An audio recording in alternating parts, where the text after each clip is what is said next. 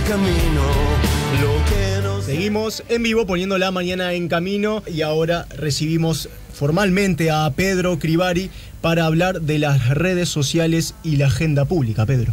No, hoy para abrir la semana charlábamos a ver qué tema podíamos abordar y nos pareció que a partir de una serie de eventos y de situaciones y de rutinas y lógicas que se están dando en las redes, desde los casos internacionales más resonantes como el de Facebook y el uso que habría hecho Trump en su campaña, claro, y qué pasa con los datos personales de las personas que están en las redes, etcétera, etcétera, hasta lo que pasa a nivel local.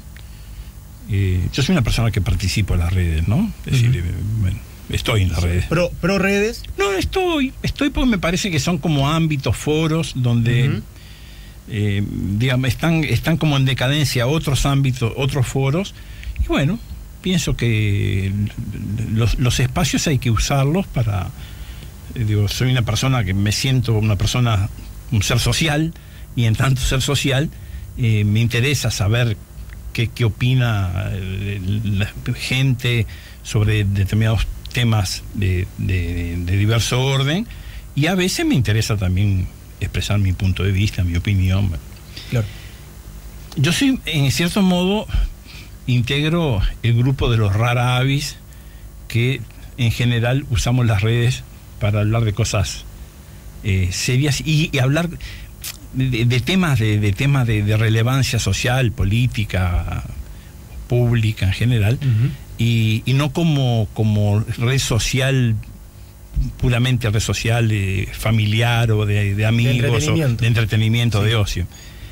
Y bueno, y cuando opinamos, o cuando la gente que uno sigue en las redes opina, partimos del presupuesto que es lo mismo que si estuvieras escribiendo en un diario, en una revista, en una publicación, que actuamos con la misma responsabilidad, con el mismo cuidado, con el mismo celo profesional, ¿no? Sí.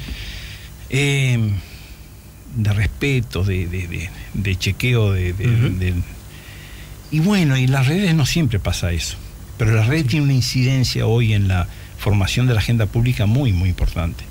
Es decir, la siguen teniendo los medios de comunicación, los escritos, los radiales, los televisivos, pero también tienen incidencia muy importante las redes sociales, y un capítulo también las famosas encuestas de opinión pública, ¿no?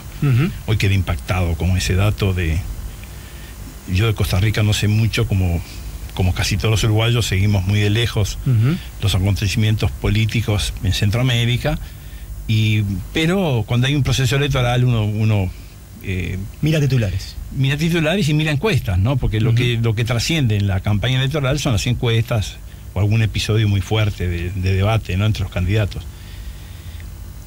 Siempre venía en las encuestas mejor el candidato conservador. Los dos se llaman Alvarado, ¿no? Sí. Uno Fabricio y otro Carlos. Carlos es el ganador de la elección. Carlos fue el ganador. Exministro, escritor y rockero, titula la BBC. Ahí va, un hombre politólogo, un hombre periodista y politólogo, un hombre que podría ser calificado cuando se encasilla de centro izquierda, y Fabricio Alvarado, un hombre con ideas más conservadoras, Partido de Restauración Nacional, ¿no? Sí, es el de... Y bueno, y que resiste la nueva agenda de derechos, y que, bueno, las encuestas daban siempre empate técnico o ventaja leve a Fabricio, hasta la última encuesta, que una daba 43-42 a favor de Fabricio y otra daba hasta 8 puntos a favor. La elección terminó 61-39 a favor de Carlos. Entonces, hay toda una cuestión ética en este caso en las encuestas, porque no puede haber un error metodológico que lleve a tal diferencia entre la encuesta y el resultado de la elección, cuando se supone que la encuesta es una fotografía de lo que opina el votante o el ciudadano a 3 días de las elecciones, ¿no? Ujú. Y lo mismo pasa con las redes. Tienen una fuerte incidencia en la formación de opinión pública, Sí. o pretenden tener una fuerte incidencia. Y entonces hay un uso de las redes y de las encuestas y de la información en los medios que depende mucho, está directamente relacionado con lo que yo pienso sobre la realidad o lo que yo necesito que pase en el país. Y con poca tolerancia, ¿no? Y Claro. el otro aspecto a señalar preocupante, con un nivel de agresividad y de intolerancia muy, muy alto. Chaschetti, el politólogo, hace Sí. poquito en La Mañana en Camino comentaba al respecto de esto y decía que la grieta no estaba en el sistema político, en el caso uruguayo estaba hablando, ¿no? Sino que estaba más bien en las redes sociales. Particularmente se refería a la red social Twitter, ¿no? Twitter y... Bueno, Facebook, ¿no? Sí, El uso de menor medida, pero Twitter es claro eso, ¿no? Sí. La agresividad y el tratar de imponer, a veces caprichosamente, una agenda que no necesariamente coincide con la agenda real Claro. de los hechos, ¿no? Eso también pasa en la selección de las noticias por parte de los medios, ¿no? En los informativos, en la ponderación, en la jerarquización de las noticias, en el tratamiento que se hace de la noticia. Estamos ante un problema, porque me da la sensación de que día a día, lejos de corregirse, se agudiza los elementos de descalificación que piensa distinto a uno, ¿no? Entonces quienes quienes tratan, no voy a poner yo quienes tratan de poner racionalidad, respeto, análisis crítico, independencia, y cuando uno pertenece a un partido, a una corriente de opinión, a una ideología determinada, no necesariamente, no tiene por qué agredir, ni insultar, descalificar, simplemente tiene que defender sus ideas y tratar de decir que las ideas de los adversarios, de quien piensa distinto, no son las más adecuadas. Claro. Pero eso se puede hacer sin necesidad de descalificar a la persona, ¿no? Claro. Y Pedro, ¿qué crees? ¿Qué incidencia crees que tiene esta tensión y no sé, sobre todo pensando no sé. en la calidad democrática? ¿Crees que parece no tener incidencia a nivel del sistema político, ¿no? A pesar de que desde el sistema político... en el debate tiene, ¿sí?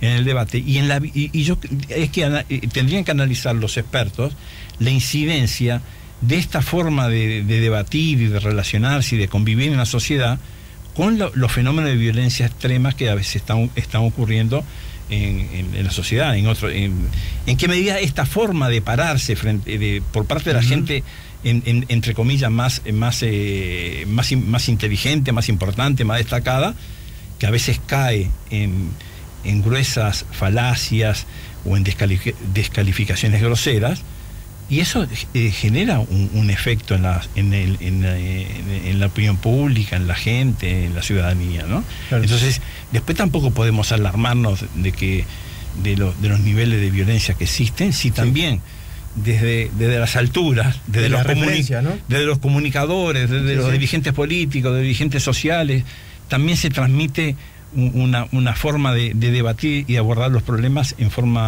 de modo medio como neurótico y agresivo y de descalificación del que piensa distinto, ¿no? Claro.